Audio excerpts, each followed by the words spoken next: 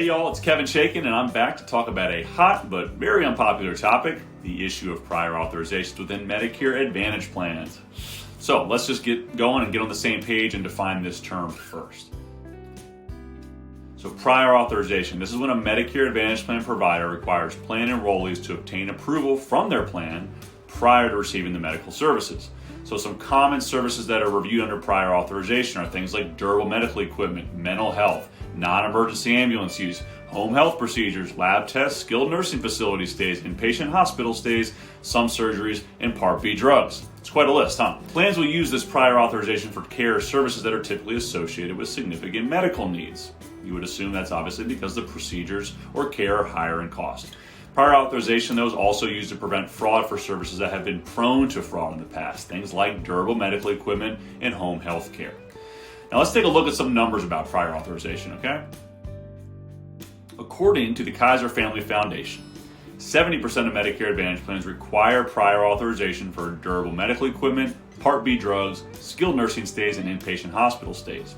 And approximately 60% of plans require prior auth for non-emergency ambulance use, home health, and lab tests. And in general, 50% of available plans required prior authorization for mental health services.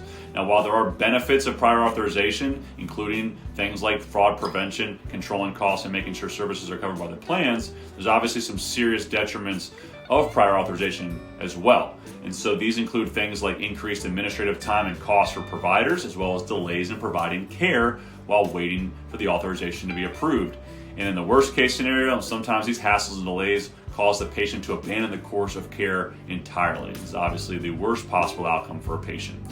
Original Medicare, in comparison to Medicare Advantage plans, however, historically has not required prior authorization, although there recently have been some changes to this policy. So for example, now some requests for durable medical equipment and some provider services can be subject to prior authorization.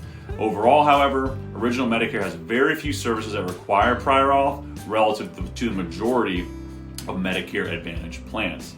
Now, recently, the Center for Medicare and Medicaid Services proposed when and how Medicare Advantage plans can use prior authorization. For example, providers granted prior auth approval shall remain valid for an enrollee's full course of treatment, requiring Medicare Advantage plans to annually review utilization management policies and requiring coverage determinations be reviewed by professionals with relevant experience. There's many things going on here, and while Congress is working on ways to improve the prior authorization process to increase efficiency and ultimately protect patient care and the ability of providers to deliver that care, it is very important to understand the role of prior auth requirements before you select a Medicare Advantage plan.